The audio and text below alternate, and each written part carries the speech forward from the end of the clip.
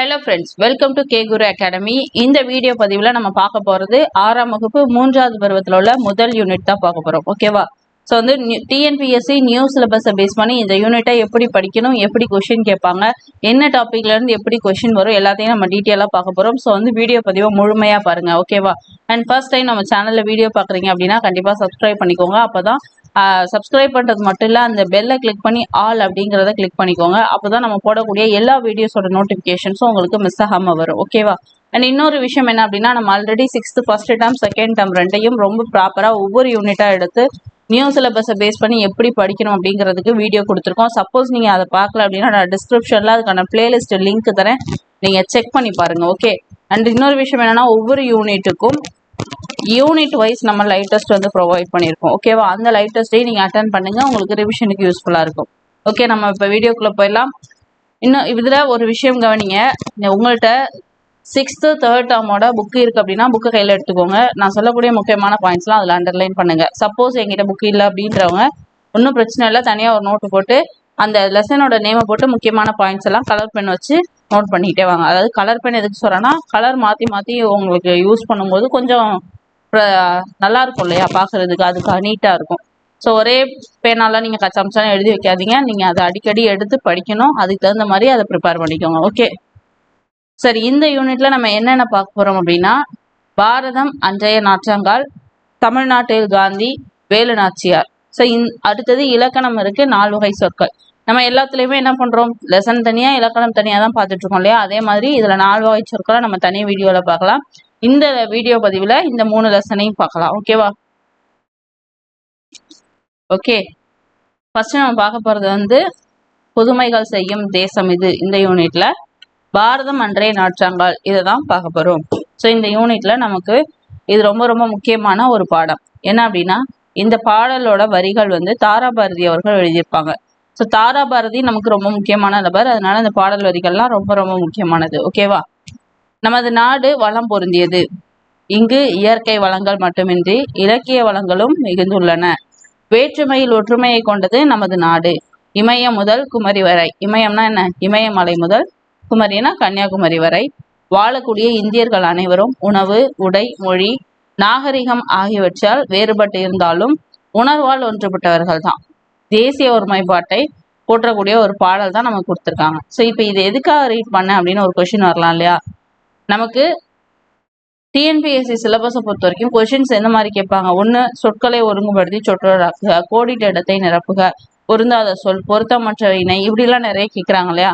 So இப்போ இந்த இதுல இருந்து நமக்கு 2 டாபிக்ல இருந்து கொஸ்டின் வரலாம். ஒன்று சொற்களை ஒழுங்குபடுத்தி சொற்றொடராக்குக, இன்னொன்று கோடிட்ட இடத்தை நிரப்புக. அதனால தான் நான் சும்மா ஒரு கிளான்ஸ் ரீட் பண்ணேன். ஏன்னா எங்கேயோ இது கேட்ட மாதிரி இருக்கே அப்படின்னு கூட உங்களுக்கு அது ஞாபகம் வரலாம் இல்லையா? அதுக்காக. ஓகே ஓகே ஃப்ரெண்ட்ஸ், இப்போ நம்ம வந்து பார்க்க போகிறது பாடல் வரிகள். ஸோ பாடல் வரிகள்ல இருந்து எந்த மாதிரி வினாக்கள் வரும் அப்படின்னா, கோடிட்ட இடத்தை நிரப்ப சொல்லுவாங்க, அப்படி இல்லைன்னா சொற்களை ஒழுங்குபடுத்தி சொற்றொடராக்க சொல்லுவாங்க, அதுவும் இல்லைன்னா பாடல் வரிகளை கொடுத்து இது இடம்பெற்றுள்ள நூல் கேட்கலாம், பாடல் வரிகளை கொடுத்து இதை எழுதுன ஆசிரியரோட பேர் கேட்கலாம். ஸோ இந்த மாதிரி எப்படி கொஸ்டின் கேட்டாலும் நீங்கள் ஆன்சர் பண்ணுறது தயாராக இருக்கணும். அதுக்கு பாடல் வரி நல்லா தெரிஞ்சிருக்கணும். ஓகேவா? பாருங்க, புதுமைகள் செய்த தேசம் இது, பூமியின் கிழக்கு வாசல் இது. அதாவது நம்மளுடைய இந்தியா பார்த்தீங்கன்னா பூமியோட கிழக்கு வாசல் அப்படின்னு சொல்றாங்க. ஓகேவா? தெய்வ வள்ளுவன் தான், வள்ளுவன் நெய்த குரல் தான் தேசம் உடுத்திய நூலாடை. அதாவது நம்மளுடைய வள்ளுவர் இருக்கார் இல்லையா, யாரு? திருவள்ளுவர். ஸோ அவர் வந்து செய்த, அதை தான் நெய்தன்னு கொடுத்துருக்காங்க. நெய்த குரல் என்னது? தேசம் உடுத்திய நூலாடை. அப்ப நம்மளுடைய தேசம் உடுத்திய நூலாடை எது அப்படின்னு கேட்டாங்கன்னா என்னது? திருக்குறள். ஓகேவா? ஸோ ரொம்ப முக்கியமான பாயிண்ட், இதை நல்லா நோட் பண்ணிக்கோங்க. அடுத்தது பாருங்க, மெய்களை போற்றிய இந்திய தாய்க்கு மெய்யுணர்வு என்கின்ற மேலாடை. அப்ப இந்திய தாய்க்கு எது மேலாடையா இருக்குன்னு கேட்டா என்னது? மெய்யுணர்வு. ஓகே, ஸோ குறள் வந்து என்னது? நூலாடையா இருக்கு, மேலாடையா இருக்கிறது மெய்யுணர்வு. அடுத்தது காளிதாசனின் தேனிசை பாடல்கள் காவிரி கரையினில் எதிரொலிக்க, கம்பனின் அமுத கவிதைகளுக்கு கங்கை அலைகள் இசையமைக்க. அதாவது ரொம்ப ரொம்ப முக்கியம், கேட்கலாம். காளிதாசன் காவேரி கரை, கம்பன் கங்கை. ஸோ இது ரொம்ப முக்கியம், மாத்திரக்கூடாது. இது எப்படி நீங்க ஞாபகம் வச்சுக்கலாம்னா, காளிதாசனுக்கு நெடில் வருது, காவிரிக்கும் நெடில் வரும். அதே மாதிரி கம்பனுக்கு குரில் வரும், கங்கைக்கும் குரில் வரும். ஸோ இதை வச்சு நீங்க ஞாபகம் வச்சுக்கலாம். ஓகேவா? இதை மாத்திராதீங்க இந்த ஆர்டரை. அடுத்தது, கன்னிகுமரியின் கூந்தலுக்காக காஷ்மீர் தோட்டம் பூத்தொடுக்கும், மேற்கு மலைகள் நதிகளை அனுப்பி கிழக்கு கரையின் நலம் கேட்கும். அதாவது மேற்கு தொடர்ச்சி மலைகள் அங்கிருந்து நதிகள் உருவாகி கிழக்கு கரையில போய் கலக்கும் அப்படின்னு சொல்லுவாங்க இல்லையா, அதுதான் வந்து நலம் கேட்கும் அப்படின்னு கொடுத்துருக்காங்க. அது மாதிரி காஷ்மீர்ல இருக்கக்கூடிய அந்த ஆப்பிள்லாம் வந்து என்னது எல்லா இடமும் போகுது இல்லையா, அதுதான் சொல்லியிருக்காங்க. காஷ்மீர் தோட்டம் பூத்தொடுக்கும் அப்படின்னா காஷ்மீர்ல விளையக்கூடிய பொருட்கள் எல்லாமே உங்களுக்கு நாட்டோட மற்ற பகுதிகளுக்கும் போகுது இல்லையா, அதுதான் சொல்லியிருக்காங்க. ஓகே, அடுத்தது பாருங்க, புல்வெளி எல்லாம் பூக்காடாகி புன்னகை செய்த பொற்காலம், கல்லை கூட காவியமாக்கி கட்டி நிறுத்திய கலைக்கூடம். புல்லெல்லாம் பூக்காடாக்கி புன்னகை செஞ்ச பொற்காலமா, கல்லை வந்து காவியமாக்கி கட்டி நிறுத்திய கலைக்கூடம். ஸோ அப்போ சிற்பக்கூடமாக காட்சி தருவது என்னதுன்னு பார்த்துக்கோங்க. அடுத்தது, அன்னை நாட்டின் அமுத சுரபியில் அந்நிய நாடுகள் பசி தீர அண்ணல் காந்தியின் சின்ன கைத்தடி அறத்தின் ஊன்றுகோலாக. அப்ப அறத்தின் ஊன்றுகோலாக இருக்கிறது என்னன்னு கேட்டா காந்தியினுடைய கைத்தடி. புதுமைகள் செய்த தேசம் இது, பூமியின் கிழக்கு வாசல் இது. இந்த பாடலோட ஆசிரியர் யாரு? தாரா பாரதி. சொற்பொருள் ரொம்ப ரொம்ப முக்கியம். மெய் அப்படின்னா என்னது? உண்மை. தேசம் அப்படின்னா நாடு. ஸோ இது பாடலுடைய பொருள் பாருங்க, நான் சொன்னதுதான் இருக்கும். பூமியின் கிழக்கு வாசலாக திகழ்வது நம்முடைய இந்திய நாடு, பல புதுமைகளை செய்த நாடு. திருக்குறள் நமது நாடு அணிந்திருக்கக்கூடிய ஆடையாக விளங்குகிறது. உண்மைகளை போற்றும் இந்திய தாய்க்கு மெய்யுணர்வே மேலாடையாக விளங்குகிறது. காளிதாசரோட அந்த பாடல்கள், அவர் இயற்றிய அந்த பாடல்கள் காவிரி கரை வரை எதிரொலிக்கிறது. கம்பனுடைய அமுதம் போன்ற கவிதை வரிகளுக்கு கங்கை ஆற்றின் அலைகள் இசையமைக்கிறது. குமரி முனை ஆகிய கன்னியின் கூந்தலுக்காக, அதாவது குமரியில இருக்கக்கூடிய காஷ்மீர்ல இருக்கக்கூடிய அந்த தோட்டத்து பூக்கள் நம்ம இந்தியாவினுடைய முனை, இந்த முனை அந்த முனையில இருந்து இந்த முனைக்கு வருதான். இங்க இருக்கக்கூடிய பெண்களுடைய கூந்தலுக்கு காஷ்மீர்ல இருந்து மலர்கள் மாலையா தொடுக்கப்படுது. மேற்கே தோன்றும் நதிகள் கிழக்கு எல்லை வரை பாய்ந்து நன்மைகளை விளைவிக்கின்றன. புல்வெளி எல்லாம்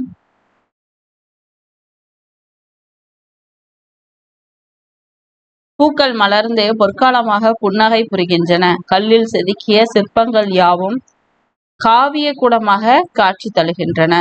அல்ல அல்ல குறையாத அமுத சுரபியாக அன்னை பாரத நாடு திகழ்கிறது. நம் நாடு பிற நாட்டு மக்களின் பசியையும் போக்கி வருகிறது. அறத்தோட ஊன்றுகோலாக காந்தியடிகளுடைய அகிம்சை அப்படின்னு சொல்லக்கூடிய அந்த கைத்தடி வந்து விளங்குது. ஓகே, ஸோ அப்போ அறத்தின் ஊன்றுகோலா இருக்கிறது காந்தியினுடைய கைத்தடி. ஓகேவா? ஸோ இப்போ தாராபாரதியை பத்தி பார்க்கலாம். தாராபாரதியோட இயற்பெயர் ரொம்ப ரொம்ப முக்கியம், ராதாகிருஷ்ணன். இவருக்கு ஒரு அடைமொழி இருக்கு. எப்படி ஒவ்வொரு அறிஞர்களுக்கும் நம்ம அடைமொழி படிக்கிறோமோ அதே மாதிரி தாராபாரதிக்கும் ஒரு அடைமொழி இருக்கு. என்ன அப்படின்னா கவி ஞாயிறு. புதிய விடியல்கள், இது எங்கள் கிழக்கு, விரல் நுனி வெளிச்சங்கள், இதெல்லாம் இவருடைய நூல்கள். ஸோ நான் ப்ரீவியஸ் இயர் கொஸ்டின் பார்த்துருந்தீங்கன்னா தெரியும், இந்த தாராபாரதி வந்து எழுதாத நூல் என்ன அப்படின்னு சொல்லி கேட்டிருந்தாங்க. இருண்ட வீடு, அப்புறம் புதிய விடியல்கள், இது எங்கள் கிழக்கு, விரல் நுனி வெளிச்சங்கள்னு ஆப்ஷன் கொடுத்துருந்தாங்க. அதுக்கு ஆன்சர் பார்த்தீங்கன்னா இருண்ட வீடு தான். ஸோ இது மூணையும் அவர் எழுதியிருப்பாரு. ஸோ அப்போ அவர் எழுதின நூல்கள் ரொம்ப ரொம்ப முக்கியம். இதுல இருந்து கொஸ்டின்ஸ் வந்து வரும். அடுத்தது பாருங்க, நம்ம கொடுத்துருக்கக்கூடிய இந்த பாரதம் அன்றைய நாற்றாங்கல் அப்படிங்கிற அந்த பாடல் தாராபாரதியின் கவிதைகள் அப்படிங்கிற தொகுப்புல இருந்து எடுத்திருக்காங்க. ஓகேவா? ரொம்ப ரொம்ப முக்கியமான ஒரு பாடம் தான், அதனால நல்லா தெளிவா படிச்சுக்கோங்க. ஓகே, அடுத்தது இந்த பாடம் சார்ந்த புக் பேக் கொஸ்டின். தேசம் உடுத்திய நூலாடை இப்பதான் பார்த்தோம். என்ன? திருவாசகம், திருக்குறள், திரிகடுகம், திருப்பாவை. தேசம் உடுத்திய நூலாடை என்னது? திருவள்ளுவர் எழுதின திருக்குறள். ஆப்ஷன் 2வதா உள்ளது. காளிதாசனுடைய தேனிசை பாடல்கள் எங்கு எதிரொலிக்கும்? எதிரொலிக்கும் இடம் வந்து என்ன? நான் சொன்னேன் இல்லையா, நெடில் வந்ததுன்னா நெடில் வரணும் அப்படின்னு. அதை ஞாபகம் வச்சுட்டீங்கன்னா கங்கையா காவிரியான்ற அந்த கன்ஃபியூஷன் வராது. காளிதாசன்னா காவிரின்னு போட்டுடலாம். கலைக்கூடமாக காட்சி தருவது எது? சிற்பக்கூடம், ஓவியக்கூடம், பள்ளிக்கூடம், சிறைக்கூடம். கலைக்கூடமாக காட்சி தருவது, இது ரொம்ப ரொம்ப முக்கியமான ஒரு கொஷின். ஸோ வந்து இதுக்கு ஆன்சர் பார்த்தீங்கன்னா சிற்பக்கூடம்.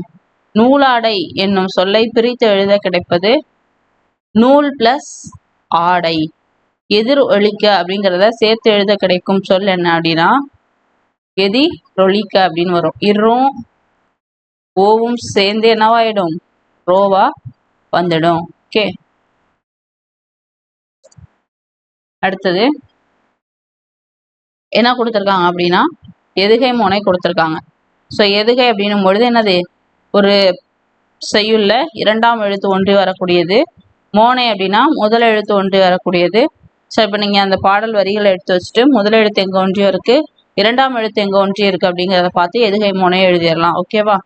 இயைபு பொறுத்த வரைக்கும் இயைபு சொற்கள் தெரியும் இல்லையா? ஒரே மாதிரி ஒத்த ஓசையுடைய சொற்களை இயைபு சொற்கள் அப்படின்னு சொல்லுவோம். ஸோ அதே மாதிரி இங்கே இயைபு சொற்கள் என்னென்ன இருக்கோ அதையும் எடுத்து எழுதிங்க. ஸோ இது வந்து பாடல் வரிகளில் உங்களுக்கு கண்டுபிடிக்க தெரியுதான்னு மட்டும் பார்த்துக்கோங்க. இதை மனப்பாடெல்லாம் பண்ண தேவையில்லை. ஓகே, இதெல்லாம் புரிதல் மூலமாக ஆன்சர் பண்ணக்கூடிய கொஷின்ஸ்.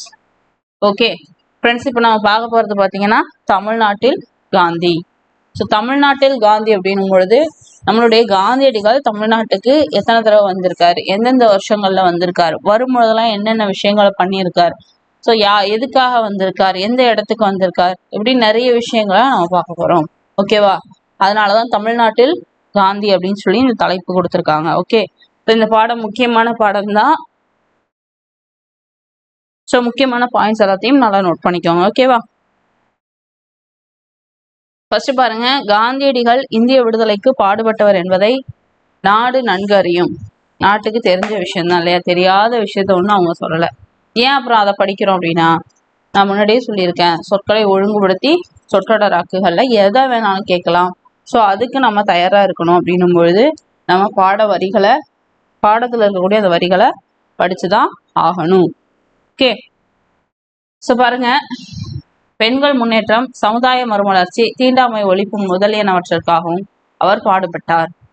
எளிமையை ஒரு அறமாக போற்றினார். இந்தியாவில் அவர் காலடிப்படாத இடமே இல்லை. தமிழ்நாட்டின் மீதும் தமிழ் மொழியின் மீதும் காந்தியடிகள் கொண்ட பற்றினை நமக்கு பாடத்துல கொடுத்துருக்காங்க. அதை பார்க்கலாம். காந்தியடிகளுக்கு தமிழ்நாட்டின் மீது தமிழ் மக்கள் மீது மிகுந்த அன்பு உண்டு. அவர் பலமுறை தமிழ்நாட்டில் பயணம் செய்துள்ளார். அப்போது சுவையான பல நிகழ்வுகள் நடந்துள்ளன. அதுல சில விஷயங்கள் நம்ம கொடுத்துருக்காங்க. அதுல ஒரு விஷயம் பாருங்க, இதெல்லாம் என்ன பண்றீங்கன்னா, ஒண்ணு அந்த வரிகளை அண்டர்லைன் பண்ணுங்க, இல்லைன்னா சைட்ல எழுதிக்கோங்க, இல்லைன்னா அந்த முக்கியமான வார்த்தைகளை மட்டும் பாக்ஸ் போட்டுக்கோங்க. ஓகே, ஹைலைட்டர் வச்சிருந்தீங்கன்னா ஹைலைட்டர் வச்சு கூட நீங்க அண்டர்லைன் பண்ணலாம்.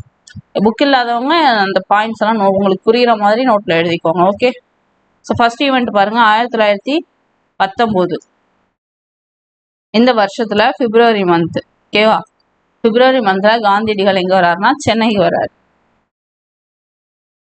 வராரு. அப்ப அங்க ஆங்கிலேய அரசு என்ன பண்ணிருக்கு, இது வந்து 1919 ரவுலட் சட்டம் தான் இல்லையா? அந்த ரவுலட் சட்டம் அப்படின்னு சொல்லக்கூடிய கடுமையான சட்டத்தை நடைமுறைப்படுத்தி இருக்கு.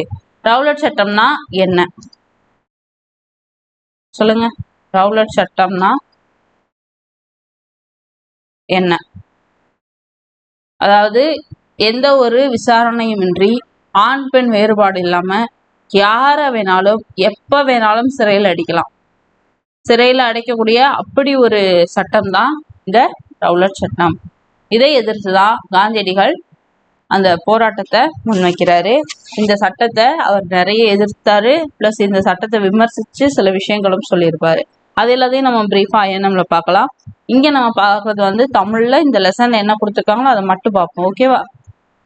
ஸோ இப்போ இந்த மாதிரி கடுமையான சட்டத்தை நடைமுறைப்படுத்தி இருக்கு. அப்ப காந்தியடிகள் சென்னைக்கு வராரு. அதை எதிர்த்து பெரிய ஒரு போராட்டத்தை நடத்த காந்தியடிகள் திட்டமிடுறாரு. அதை பற்றி கருத்தாய்வு கூட்டம் எங்க நடக்குது அப்படின்னா ராஜாஜியோட வீட்டுல.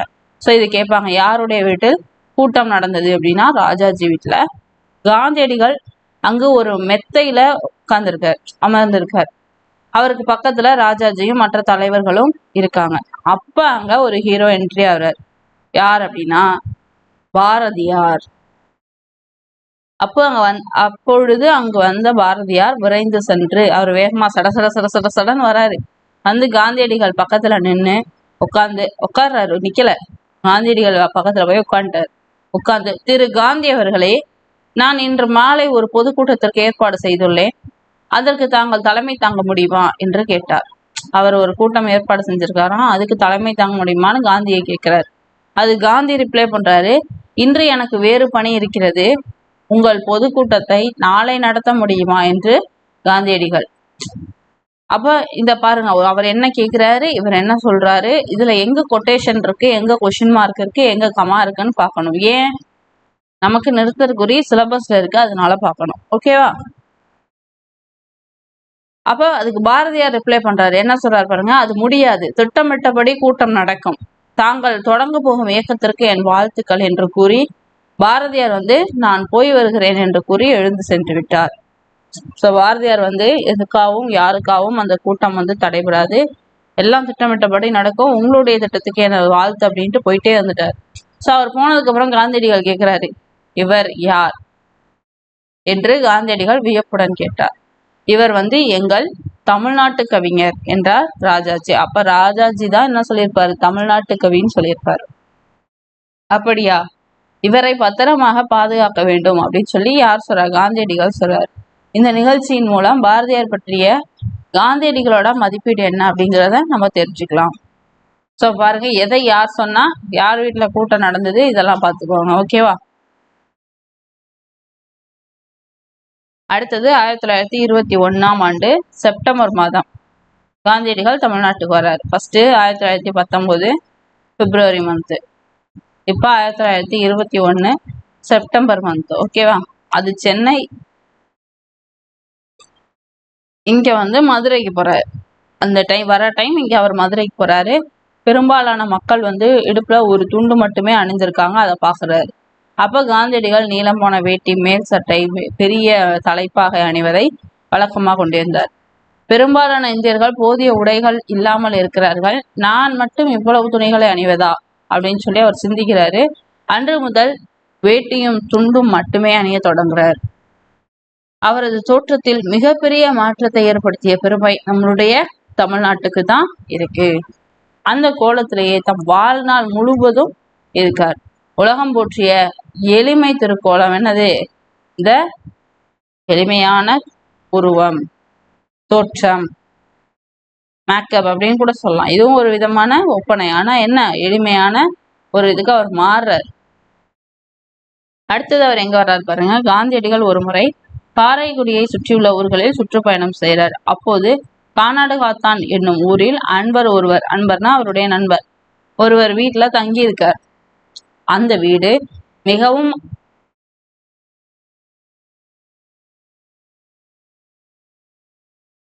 ஆடம்பரமாக இருந்தது. வீட்டில் எங்கு பார்த்தாலும் வெளிநாட்டு அலங்கார பொருட்கள் நிறைந்திருந்தன. காந்தியடிகள் அந்த நண்பரிடம், உங்கள் வீட்டை வெளிநாட்டு பொருட்களால் அழகு செய்திருக்கிறீர்கள், அதற்கு செலவு செய்த பணத்தில் ஒரு பங்கு பணத்தை என்னிடம் கொடுத்தால் போதும், இதைவிட அழகாக செய்து விடுவேன் என்று கூறினார். யார் சொல்றா, காந்தியடிகள் சொல்றாரு. அதை கேட்டு அந்த நண்பர் தலை குனிகிறார். இந்த வீட்டுக்கு காந்தியடிகள் மறுமுறை வந்த போது அதே வீட்டுக்கு காந்தி மறுபடியும் போறாரு. ஆனா அங்க இந்த மாதிரியான வெளிநாட்டு அலங்கார பொருட்கள் ஒண்ணு கூட இல்லை. ஸோ அது அப்ப காந்தியடிகள் ரொம்ப சந்தோஷப்பட்டு அந்த நண்பரை பாராட்டுறாரு. ஓகேவா? அடுத்து மறுபடியும் காந்தியடிகள் மதுரையில தங்கி இருக்கும் பொழுது என்ன ஆயிருக்கு அப்படின்னா, மீனாட்சி அம்மன் கோயிலுக்கு சென்று வரலாம் அப்படின்னு சொல்லி தலைவர்கள் எல்லாரும் சேர்ந்து காந்தியடிகளை கூப்பிடுறாங்க. அப்ப அந்த கோவிலுக்குள்ள எல்லா மக்களும் போறதுக்கு அனுமதி இருக்கா அப்படின்னு சொல்லி காந்தியடிகள் கேட்கிறாரு. அங்க இருந்தவங்க எல்லாரும் இல்ல, ஒரு சாரார் மட்டும்தான் போக முடியும், சிலர் போக முடியாது அப்படின்னு சொல்றாங்க. அப்படி சொல்லும் பொழுது, அப்படின்னா அங்க வரமாட்டேன் அப்படின்னு காந்தியடிகள் சொல்லிடுறாரு. பல ஆண்டுகளுக்கு பிறகு அந்த கோவிலுக்குள் செல்ல அனைவருக்கும் உரிமை உண்டு அப்படின்னு சொல்லி அறிவிக்கப்பட்டதுக்கு அப்புறமா மதுரைக்கு வரும்பொழுது காந்தியடிகள் மீனாட்சி அம்மன் கோயிலுக்குள்ள போறாரு. ஸோ இந்த மாதிரி ரொம்ப புரட்சிகரமான விஷயங்களை அவர் பண்ணியிருக்காரு. இதே மாதிரி ஒரு நிகழ்ச்சி குற்றாலத்திலையும் நடக்குது. என்ன அப்படின்னா, குற்றால அருவியில நீராட அனைவருக்கும் உரிமை அளிக்கப்பட்டு இருந்தது. ஆனால் அருவிக்கு செல்லும் வழியில ஒரு கோவில் இருந்தது. அதன் வழியாக செல்ல ஒரு சாரருக்கு தடை இருந்தது. ஸோ அனைவரும் அந்த அருவியில நீராட முடியாத ஒரு நிலைமையில இதை வந்து காந்தியடிகள் தெரிஞ்சுக்கிறாரு. ஸோ குற்றால அருவியில் நான் வந்து குளிக்க மாட்டேன், இந்த நிலைமை எப்ப மாறுதோ அப்பதான் குளிப்பேன் அப்படின்னு சொல்லி மனிதர்களிடம் உயர்வு தாழ்வு பாராட்டக்கூடாது அப்படிங்கிறதுல காந்தியடிகள் ரொம்ப உறுதியா இருந்தார் அப்படிங்கிறத நம்ம தெரிஞ்சுக்கிறோம். ஓகேவா? ஸோ இது பாருங்க, இதுதான் காந்தியடிகளுடைய தமிழ் கையெழுத்து. காந்தியடிகள் தமக்கும் தமிழுக்கும் உள்ள தொடர்பை பற்றி பல முறை கூறியுள்ளார். தென்னாப்பிரிக்கால வாழ்ந்த காலத்துல தமிழ் மொழியை கற்க தொடங்கியதாகவும் சொல்லியிருக்காரு. ஜியூபோப் எழுதிய தமிழ் கையேடு. ஜியூபோப் யார் எழுதுனா? சரி, என்ன எழுதினாரு? தமிழ் கையேடு. ரொம்ப ரொம்ப முக்கியம், கேட்பாங்க. ஓகேவா? அது வந்து அவரை ரொம்ப கவர்ந்ததாகவும் சொல்லியிருக்காரு. அது மட்டும் இல்ல, திருக்குறளும் அவரை ரொம்ப இன்ஸ்பயர் பண்ண ஒரு நூல். இப்போ நம்ம 2-3 இயர்ஸ் பார்த்தோம். சரி, 2 இயர் பார்த்தோம்.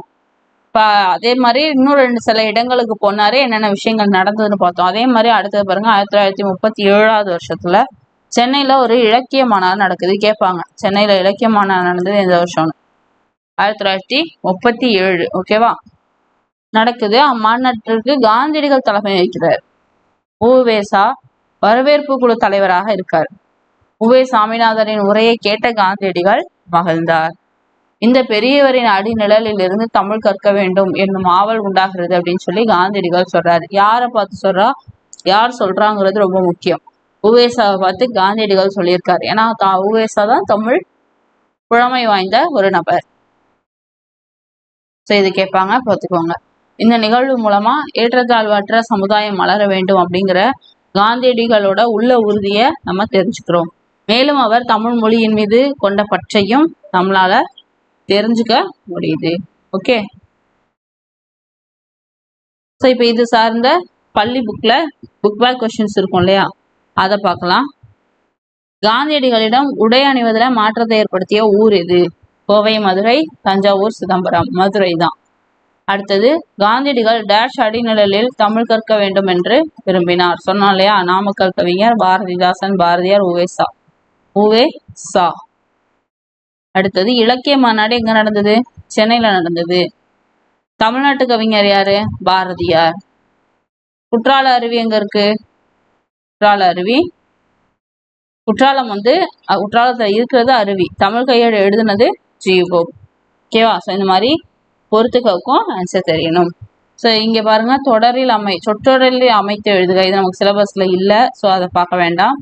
அடுத்தது நம்ம பார்க்கக்கூடிய ஒரு முக்கியமான லெசன் பார்த்தீங்கன்னா என்னது? வேலு நாச்சியார். ரொம்ப ரொம்ப முக்கியமான ஒரு லெசன் தான். இதுல இருந்து நமக்கு ஐஎன்எம்ல நிறைய கொஸ்டின்ஸ் வந்து வரும்.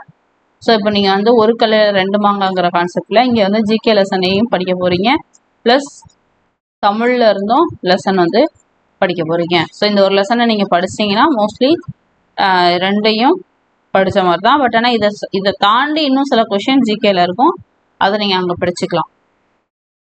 ஓகே,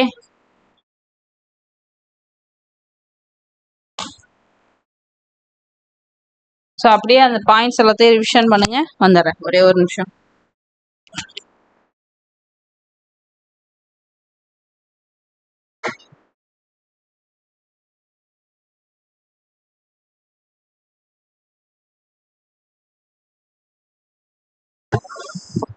ஓகே, இப்போ பார்த்தீங்கன்னா நம்ம வந்து பாரதம் அன்றைய நாற்றாங்கல் பார்த்தோம், தமிழ்நாட்டில் காந்தி பார்த்தோம் இல்லையா?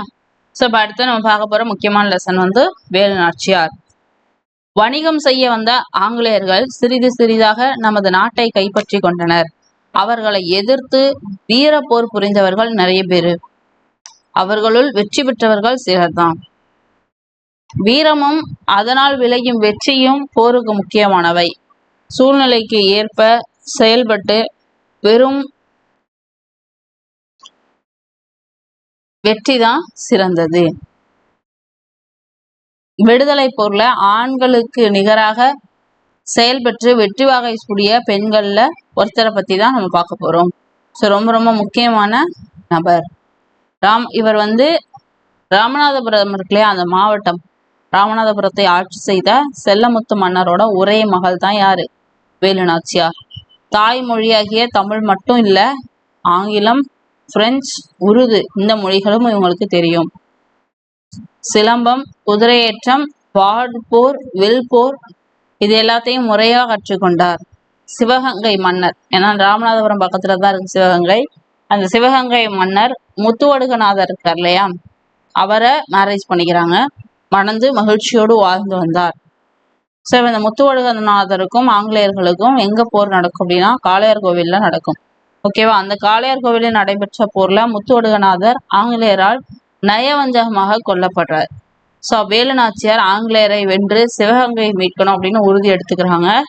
அதுக்காக திண்டுக்கல் கோட்டையில தங்கி ஒரு படையை திரட்டி அதுக்கு பயிற்சி அளிக்கிறாங்க. ஸோ அமைதியா பதுங்கி இருக்காங்க ஒரு 8 இயர்ஸ். அதுக்கப்புறம் திண்டுக்கல் கோட்டையிலிருந்து ஒரு ஆலோசனை கூட்டம் ஒன்று நடந்து கொண்டு இருக்கு. கூட்டத்தின் நடுவே வீரமங்கை வேலு நாச்சியார் அமர்ந்திருக்காங்க. அவரை சுற்றி அவங்களோட அமைச்சர் தாண்டவராயர், அப்புறம் அவங்களுடைய படை தளபதிகளான பெரிய மருது, சின்ன மருது, அப்புறம் சில குறுநில மன்னர்கள் இவங்கெல்லாம் இருக்காங்க. ஸோ அப்போ இதில் இந்த பாடத்தை பொறுத்த வரைக்கும் நிறுத்தற்குரிய நல்லா பார்த்துக்கோங்க. எந்த ஸ்டேட்மெண்ட்டை யார் சொல்லியிருக்காங்கிறத நல்லா பார்த்துக்கோங்க. யார் இப்போ உதவி கேட்டா, யார் உதவி கொடுத்தா, என்ன உதவி கொடுத்தாங்க. ஸோ இதெல்லாம் ரொம்ப முக்கியமான பாயிண்ட்ஸ். ஓகேவா? மெயினாக நிறுத்தற்குரிய முக்கியம்.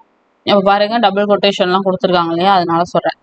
நாம் சிவகங்கையை இழந்து 8 ஆண்டுகள் ஆகிவிட்டன என்று வேலு நாச்சியார் கவலை நிறைந்த குரல்ல சொல்றாங்க. அப்ப நாம் சிவகங்கையை இழந்து 8 ஆண்டுகள் ஆகிவிட்டன அப்படின்னு சொன்னது யாருன்னா வேலு நாச்சியார். கவலைப்படாதீர்கள் அரசியாரே, நாம் சிவகங்கையை மீட்கும் நாள் நெருங்கிவிட்டது அப்படின்னு சொல்றது யாருன்னா தாண்டவராயர். இந்த இனிய நாளை தான் நானும் அவளுடன் எதிர்பார்த்து கொண்டிருக்கிறேன் அப்படின்னு சொன்னது யாருன்னா வேலுநாச்சியார். ஸோ வேலுநாச்சியாரும் தாண்டவராயரும் இந்த விஷயங்களை மாற்றி மாற்றி பேசிக்கிறாங்க. அப்போது வெளியே பெரும் ஆரவாரம், அந்த ஒலி கேட்குது. மைசூர்ல இருந்து ஹைதர் அலி அனுப்பிய படை வந்துருச்சுன்னு நினைக்கிறேன் அப்படின்னு வேலுநாச்சியார் சொல்றாங்க. அப்போது அறையின் வாயிலில் வீரன் ஒருவன் வந்து நின்றான். அரசியாருக்கு வணக்கம், மைசூரிலிருந்து, இது ரொம்ப ரொம்ப முக்கியம், எத்தனை வீரர்கள்னு, 5000 குதிரைப்படை வீரர்கள் வந்துள்ளனர் என்றான். அப்படியா, மகிழ்ச்சியா, அவர்களை ஓய்வெடுக்க சொல், நான் பிறகு பார்க்கிறேன் அப்படின்னு சொல்லி வேலு நாச்சியார் சொல்லியிருப்பாங்க. ஓகேவா? அதோட அந்த வீரன் போயிடுவான். அடுத்தது ஹைதர் அலி உறுதியா படையை அனுப்புவார் அப்படின்னு எனக்கு முன்னாடியே தெரியும் அப்படின்னு சொல்லி தாண்டவராயர் சொல்றாரு. எப்படி சொல்றீங்கன்னா, ஏன் அப்படி சொல்றீங்கன்னு கேக்குறாங்க. அதுக்கு நாம் இருவரும் ஹைதர் அலியை சந்திக்க மைசூர் சென்றோம். அப்போது தங்கள் அவரிடம் உருது மொழியில பேசுனீங்க. ஸோ அவர் முகத்துல பெரிய மகிழ்ச்சி தோன்றியதை நான் பார்த்தேன் அப்படின்னு சொல்லி தாண்டவராயர் சொல்றாரு. ஸோ இவ்வளவு நேரம் யார் யாரும் பேசிக்கிறா? தாண்டவராயரும் வேலு நாச்சியாரும் தான் பேசிக்கிறாங்க. ஓகேவா? இனிமேதான் சின்ன மருது பெரிய மருது வருவாங்க. நாம் அரசியாரின் பன்மொழி அறிவு நமக்கு பெரிய நன்மையை தந்திருக்கிறது அப்படின்னு சொன்னது யாருன்னா சின்ன மருது. இது கேட்கலாம். ஆம், நமது வீரர்களுடன் ஹைதர் அலியின் 5000 குதிரைப்படை வீரர்களும் சேர்ந்து விட்டனர். ஆகவே நாளை சிவகங்கையை மீட்க புறப்படலாம் அப்படின்னு சொல்லி பெரிய மருது கேட்கிறாரு. என் கணவர் கொல்லப்பட்ட ஊர் காளையார் கோவில். எனவே நாம் முதலில் காளையார் கோவிலை கைப்பற்றுவோம், பிறகு என்ன பண்ணுவோம், சிவகங்கையை மீட்போம் அப்படின்னு சொல்லி வேலுநாச்சியார் சொல்றாங்க. எல்லாரும் அதை அக்செப்ட் பண்ணிக்கிறாங்க. ஓகேவா? அடுத்த நாள் காளையார் கோயிலை நோக்கி வேலுநாச்சியாருடைய அந்த படை போகுது. ஆண்களுடைய படைப்பிரிவுக்கு மருது சகோதரர்களும், பெண்களுடைய படைப்பிரிவிற்கு குயிலியும் தலைமை ஏற்கிறாங்க. ரொம்ப ரொம்ப முக்கியமான ஒரு பாயிண்ட். எந்த படைப்பிரிவுக்கு யார் தலைமை ஏற்கிறா அப்படிங்கிறது. ஓகேவா? காளையார் கோயில்ல வேலுநாச்சியாரின் படைக்கும் ஆங்கிலேயரின் படைக்கும் இடையே கடுமையான ஒரு போர் நடக்குது. இறுதியில ஆங்கிலேய படை தோற்கடிக்கப்பட்டு யார் வெற்றி பெறா? வேலுநாச்சியாருடைய படை வெற்றி பெறுது. அரசியர் அவர்களே, காளையார் கோவிலில் நமக்கு கைக்கு வந்துவிட்டது. நாம் இப்போதே சிவகங்கை கோட்டையை தாக்கினால் ஆங்கிலேயர்களை விரட்டி அடித்து விடலாம் அப்படின்னு சொன்னது யாருன்னா பெரிய மருது. அவசரம் வேண்டாம், இப்போது சிவகங்கை கோட்டை கதவுகள் அடைக்கப்பட்டிருக்கும். வரும் விஜயதசமி திருநாளன்று கதவுகள் திறக்கப்படும். அப்போது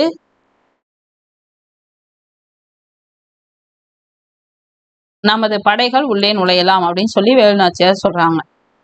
ஸோ அப்போதும் பெரிய காவல் இருக்குமே அப்படின்னு சின்ன மருது சொல்றாரு. விஜயதசமி நாளில் கோட்டைக்குள் செல்வதற்கு பெண்களுக்கு மட்டும் அனுமதி உண்டு.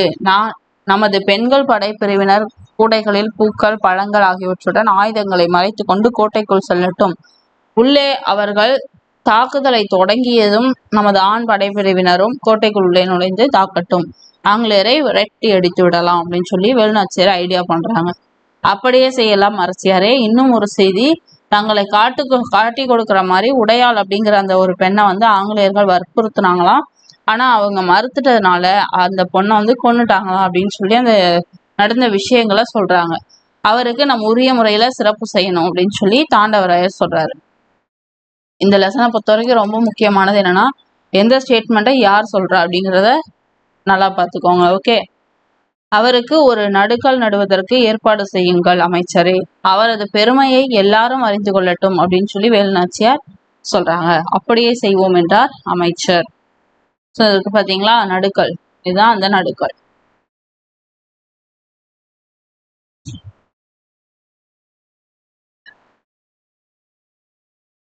விஜயதசமிக்கு முதல் நாள் சிவகங்கையை நோக்கி புறப்பட்டது படை. வழியில் உடையாளுக்காக நடப்பட்ட அந்த நடுக்கல் முன்பு குதிரையிலிருந்து இறங்கினார் வேலுநாச்சியார். ஸோ அந்த நடுக்கல்ல போய் வணக்கம் செலுத்திட்டு அவங்க வச்சிருந்த அவங்களோட தாலியை எடுத்து அந்த நடுக்கலுக்கு காணிக்கையாகவும் செலுத்தி வணக்கம் செலுத்துறாங்க. அருகில் என்ற வீரர்கள் வந்து உடையாள் புகழ் ஓங்குக அப்படின்னு சொல்லி கத்தி முழக்கமிடுறாங்க. படை வந்து மறுநாள் காலை சிவகங்கை அடையுது. அரசியாரே, நமது பெண்கள் படைப்பிரிவினர் மாறு இடத்தில் உள்ளே செல்கின்றனர். உள்ளே சென்றதும் அங்குள்ள ஆயுத கிடங்குக்கு எப்படியாவது தீ வைத்து விடுகிறேன். தீ எறிவது தெரிந்தும் நம் படை உள்ளே நுழையட்டும் அப்படின்னு சொல்லி குயிலி சொல்றா. அப்படியே ஆகட்டும் என்றார் வேலுநாச்சியார். குயிலியும் பெண்கள் படையினரும் கோட்டைக்குள்ள போறாங்க. சிறிது நேரத்துல கோட்டைக்குள்ள பெரிய கூச்சல் வந்து எழுது. உள்ளே உயரமாக தீ எரிகிறது வந்து தெரியுது. நமது படைகள் உள்ளே நுழையட்டும் அப்படின்னு சொல்லி வேலுநாச்சியார் ஆணையிடுறாங்க. படை வீரர்கள் கோட்டைக்குள்ள பாஞ்சு போறாங்க. போய் போரிடுறாங்க. ஆங்கிலேய படையுடன் கடுமையாக போரிட்டு இறுதியில ஆங்கில படை வந்து தோல்வி அடையுது. வேலுநாச்சியார் வெற்றி பெறாங்க. ஓகேவா? கோட்டையை விட்டு ஆங்கிலேயர்கள் ஓடிட்டாங்க. வெற்றி வெற்றி அப்படின்னு சொல்லி முழக்கமிடுறாங்க வீரர்கள். இந்த வெற்றி காரணமான குயிலி எங்கே அப்படின்னு சொல்லி யார் கேட்கிறா? வேலுநாச்சியார் கேட்கிறாங்க. குயிலி தன்னுடைய உடலுக்கு தீ வைத்து கொண்டு ஆயுத கிடங்குக்குள் குதித்து விட்டார் அப்படின்னு சொல்லி வீரர்கள் சொல்றாங்க. குயிலி தம் உயிரை தந்து நம் நாட்டை மீட்டு கொடுத்திருக்கிறாள். உயிரை கொடுத்து நாட்டை மீட்டு கொடுத்திருக்கா. அவரது துணிவும் தியாகத்திற்கும் வீரத்திற்கும் தலை வணங்குகிறேன் அப்படின்னு சொல்லி உணர்ச்சி பெருக்கோடு யார் சொல்றா? வேலுநாச்சியார் சொல்றாங்க. ஸோ இதெல்லாம் எவ்வளவு பெரிய விஷயம் பார்த்தீங்களா? வேலுநாச்சியாரோட வீரம், மருது சகோதரர்களோட ஆற்றல், ஹைதர் அலியோட உதவி, குயிலியோட தியாகம், இது எல்லாம் இணைஞ்சுதான் சிவகங்கை வந்து மீட்கப்பட்டது ஆங்கிலேயரிடம் இருந்து. ஓகேவா? ஸோ இந்த பாக்ஸ் ரொம்ப ரொம்ப முக்கியம். வேலுநாச்சியாரோட காலம், அவங்க 1730 பிறந்திருப்பாங்க. 1796 இறந்திருப்பாங்க. வேலுநாச்சியார் சிவகங்கை மீட்ட ஆண்டு எதுன்னு கேட்டா 1780. ஜான்சி ராணிக்கு முன்பே ஆங்கிலேயரை எதிர்த்து போரிட்ட நபர் யார் அப்படின்னா வேலு நாச்சியார். ஓகே. அடுத்தது வந்து இருக்கிற 4 வகை சொற்கள் தான். நம்ம எப்பொழுதும் போல இலக்கணத்துக்கு தனியாவே செப்பரேட்டா வீடியோ கொடுத்துடலாம். இதுவே ஆல்மோஸ்ட் 1/2 hour ஆயிடுச்சு. ஓகே ஃப்ரெண்ட்ஸ், இப்போ இந்த வீடியோ பதிவு உங்களுக்கு பயனுள்ளதாக இருந்திருக்கும்னு நம்புறேன். ஸோ இதில் ஏதாவது உங்களுக்கு டவுட் இருக்கு அப்படின்னா அதை கமெண்ட்ஸில் லீவ் பண்ணுங்க. ஓகேவா? வேறொரு வீடியோ பதிவில் உங்களை சந்திக்கும் வரை உங்களிடமிருந்து விடைபெறுவது Kamali from K Guru academy. Thank you.